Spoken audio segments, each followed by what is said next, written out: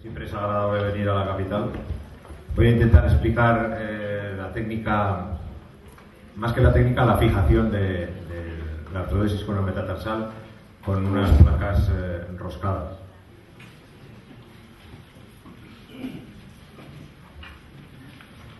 En un principio hemos hablado, esta mañana ha hablado Javier de los diferentes sistemas de fijación que tenemos. Creo que ha quedado bien claro. Dentro de ese sistema de fijación interna tenemos las placas tradicionales con tornillos tradicionales.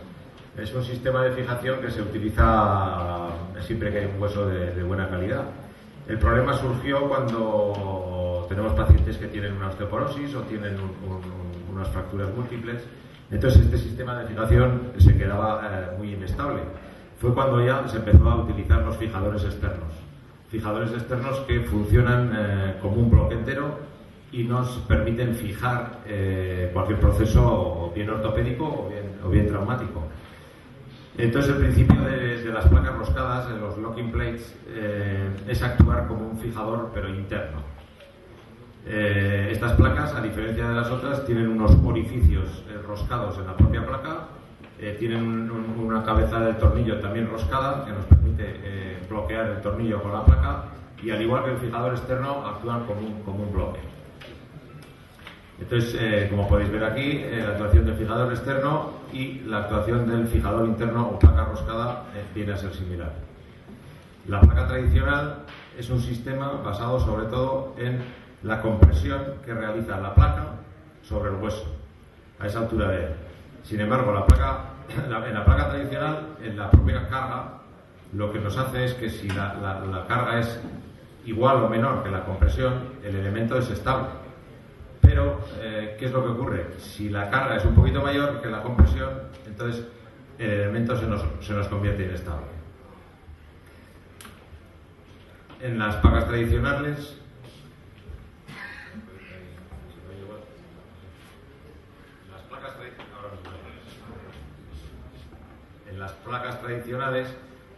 las fuerzas de tracción a este nivel lo que nos hacen es mínimas fuerzas de tracción, la propia placa cede y falla por deslizamiento del propio tornillo en el orificio. La diferencia de las placas roscadas es que es un sistema que no tiene compresión entre la propia placa y el hueso, sino que se produce una compresión a nivel del hueso y a nivel del tornillo con la propia placa. O sea que no existe compresión a ese nivel. Las placas roscadas necesitan de una fuerza de tracción mucho mayor que las otras placas y el sistema al final falla por arrancamiento. Cuando se vence la propia compresión que hace el tornillo en el hueso, el sistema falla por arrancamiento. Entonces la diferencia fundamental que tenemos entre unas placas tradicionales y las placas roscadas es que las placas tradicionales aguantan mucho menos las fuerzas de carga y de tracción que las placas roscadas. Aplicaciones de este tipo de placas, fundamentalmente es el uso con hueso osteopénico, osteoporótico, las artrodesis a nivel metatarsofalángico, el lapidus, otras artrodesis en medio y retropié, y las fracturas conminutas y el pie de Charcot podrían ser las indicaciones más. La configuración de estas placas son configuraciones, los tornillos normalmente tienden a converger y tienen un detalle importante que es la guía de Broca, que nos facilita el que la propia broca oriente la dirección del tornillo. Concretamente, la placa del lapidus viene diseñada con una especie de escalón que nos facilita la adaptación a la corrección que vamos a hacer para hacer la flexión plantar del metatarsiano. Ya propia la conferencia que os voy a dar de esta pequeña introducción, después de esta pequeña introducción, ¿cuáles son las indicaciones del lapidus? En principio, la indicación para mí, quizá 100%, sería la artrosis y la inestabilidad culometatarsal. Esto ha ayudado a un ángulo intermetatarsal excesivamente elevado. Esas dos podrían ser las dos indicaciones fundamentales de este tipo de técnica. Las ventajas, pues que nos permite unas grandes correcciones intermetatarsales, nos estabiliza el medio pie, sobre todo en pies pronados, en pies valgos. La corrección es una corrección permanente y la ventaja fundamental, que es la que estamos nosotros aplicando ahora, tampoco es que tengamos muchos casos, pero estamos ya en 25 casos, es una carga parcial con fijación placa roscada. Los inconvenientes de esta técnica siempre, pues bueno, hay que hacer una mayor disección y el hándicap de esta técnica siempre ha sido la descarga de 4 o 6 semanas posoperatoria, que hoy en día es muy poco aceptable por los pacientes. Tal como hemos venido esta mañana explicando las técnicas, vamos a protocolizar un poquito la técnica. La incisión es un poquito más larga que para un Austin o para un Scarf. A este nivel, como tenemos que alargar un poquito la incisión, siempre nos encontramos con la vena dorsal que conviene cauterizar o casi mejor ligar, porque suele ser de un tamaño ya considerable. La liberación lateral, que ya hemos hablado bastante esta mañana. La sestectomía en un plano dorsomedial, también totalmente explicada. Y llegamos a la zona donde vamos a trabajar, que es la articulación crurometatarsal, y ahí nos vamos a encontrar a este nivel la rama del nervio que tenemos que evitar seccionar. Una vez en la articulación la tenemos que abrir, es una incisión longitudinal y hacemos una desperiostización importante tanto dorsal como a nivel plantar, que quizá es la fase más importante de esta técnica. Tenemos que conseguir liberar bien esta articulación, porque si no, luego las carillas articulares no nos vamos a poder sacar en su totalidad. Una vez liberada la articulación, tenemos que hacer una exposición articular, forzando un poquito la articulación, introduciendo un elevador de Fier, podemos liberar un poquito la articulación a ese nivel. Primero hacemos una resección de la base del metatarsiano. Siempre hay que ser muy cautelosos al hacer la resección de las carillas articulares. En la base del metatarsiano ya sabéis que es un poquito cóncava, o sea que eso siempre hay que tenerlo en cuenta. Y en principio es una resección de la carilla articular sin más.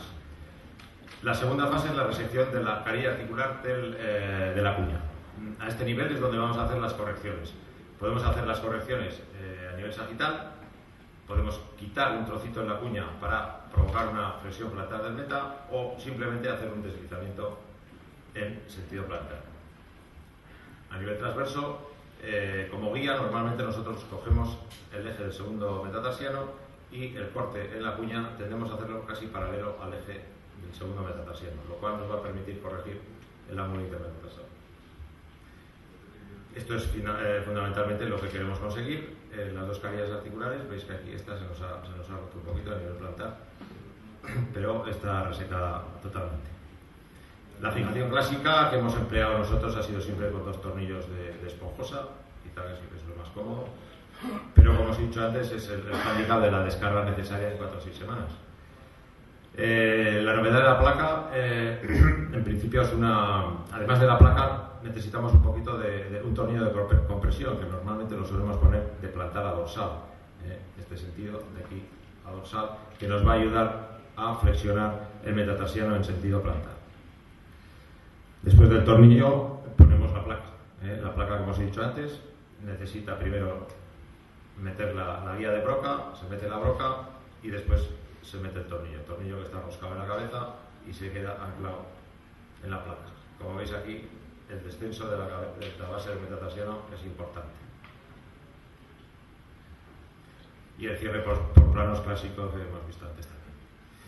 El posoperatorio que estamos empleando nosotros es una carga parcial con zapato de tacón durante 4 semanas, movilizaciones ya desde el tercer día, metatarsofalángicas, y baños de contraste y tobillera a partir de las 2 semanas. Los casos estos son con fijación clásica, que es la que hemos venido utilizando hasta hace poco.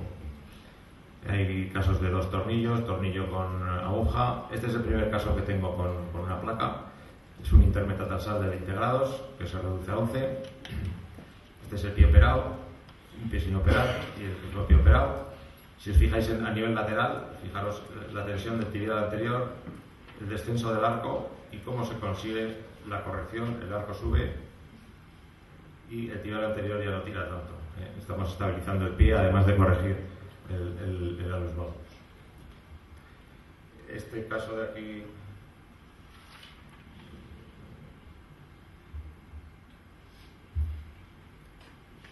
quizá es el típico caso para hacer un lápido. Es una hiperkeratosis acusada en el segundo con una hipermovilidad exagerada.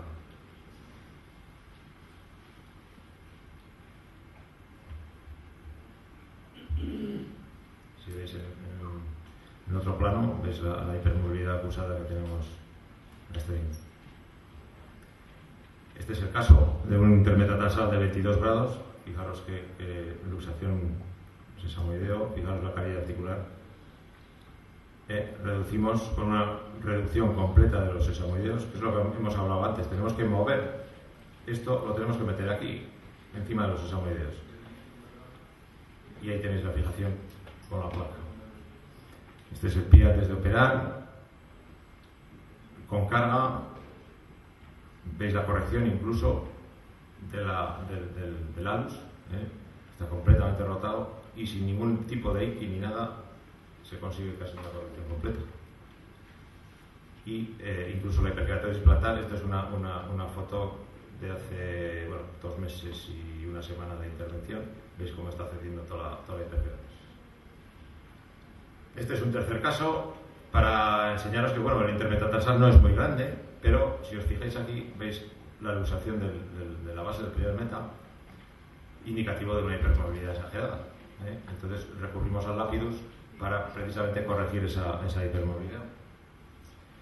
Como veis, este es el pie ya intervenido, y si os fijáis entre un pie operado y el otro no operado, fijaros incluso la incidencia tibial como mejora de un pie a otro.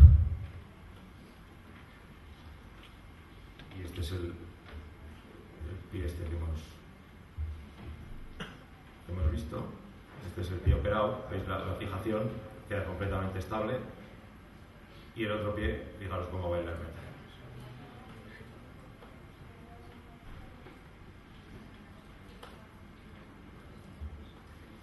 Ventajas del lapidus sobre las osteotomías proximales, que quizás es la osteotomía que podría comparársele un poquito.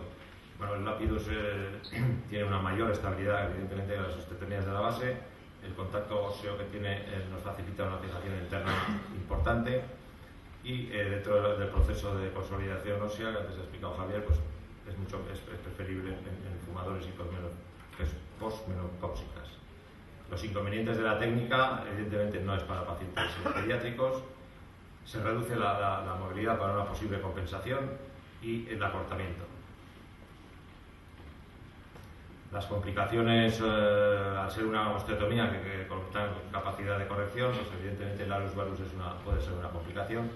Siempre que haces una artrodesis, la mala unión o la no unión también puede ser una complicación.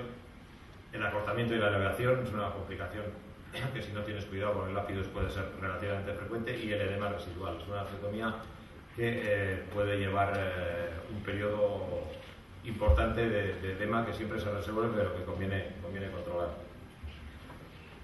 Conclusiones. La fijación con placas, el gran avance, entre comillas, si se puede comentar, es que nos permite una carga parcial y nos evita las 4 o 6 semanas de yeso o de descarga. Es un procedimiento con una gran capacidad de corrección, nos permite actuar sobre ángulos intermetatarsales elevados y con inestabilidad con el metatarsal. Siempre tenemos que ser cautelosos debido a la gran capacidad de corrección para evitar el alus valus, y siempre compensar el acortamiento, que es evidente en este tipo de osteotomía, con un desplazamiento plantar del metatarsiano.